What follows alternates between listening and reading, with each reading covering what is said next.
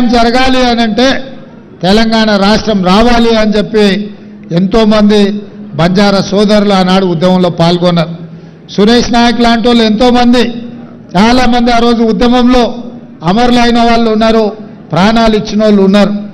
అందుకే ఈరోజు మీ అందరి పోరాటాన్ని చూసి శ్రీమతి సోనియా గాంధీ గారు తెలంగాణ రాష్ట్రం ఇచ్చిన రాష్ట్రంలో 10 సంవత్సరాలు మీకు సముచితమైన స్థానం కల్పించి చదువుకున్న పిల్లలకు ఉద్యోగ ఉపాధి అవకాశాలు కల్పిస్తారని మేము అందరం ఆశించినాం.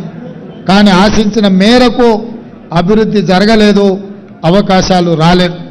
అందుకే మొన్న జరిగిన ఎన్నికల్లో మీరందరూ ఆశీర్వదించి దొరల రాజ్యం పోవాలి, పేదల రాజ్యం రావాలి అని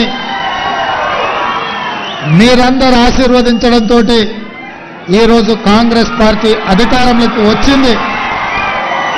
కాంగ్రెస్ పార్టీ అధికారంలోకి వచ్చిన తర్వాత సీతక్క గారిని మంత్రిగా, డాక్టర్ రామచంద్ర నాయక్ను విప్పుగా, ఇదే కాదు ఈరోజు కీలకమైన ప్రభుత్వ హోదాలలో చాలామంది గిరిజనులకు, ఆదివాసులకు ఎక్కడెక్కడ ఉన్నారో ఎతికి మరీ మనం పోస్టింగ్లు ఇవ్వడం జరిగింది. సిటీలో డీసీపీలు కావచ్చు, లేకపోతే ఆర్ఎండ్బిలో ఈఎన్సీ కావచ్చు, వివిధ హోదాలలో ఎవరెవరైతే మీ చదువుకున్న యువకులు ఉన్నారో, ప్రభుత్వ ఉద్యోగాలలో ఉన్నారో వాళ్ళందరికీ కూడా ఈ ప్రభుత్వం అవకాశం కల్పించింది.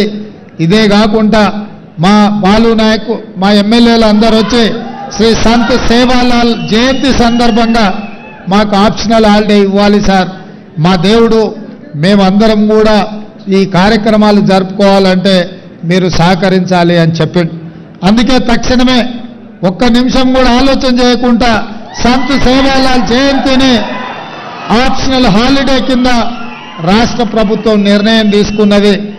మరి నిధుల విషయంలో ₹1 కోటి కేటాయించారు, సరిపోవడం లేదని మా బంజారా సోదరులు చెప్పినారు. 1 కోటి కాదు, ఇంకొక ₹1 కోటి జమ చేసి ₹2 కోట్ల రాష్ట్ర ప్రభుత్వం సేవాలాల్ జయంతి ఉత్సవాలను జరపడానికి కేటాయిస్తుంది. ఈ వేదిక మీద నుంచే మా అధికారులకు ఆదేశాలు ఇస్తున్నా, తక్షణమే జీవో ఈ రోజే మంజూరు చేసి దాన్ని ₹2 కోట్ల పెంచాల్సిందిగా. అదేవిధంగా మిత్రులారా, ఉత్సవాలు ఎన్ని చేసుకున్నా, పండుగలు ఎన్ని జరుపుకున్నా, మన పిల్లలు బాగా చదువుకున్నప్పుడే సమాజంలో మనకు గౌరవం ఉంటుంది.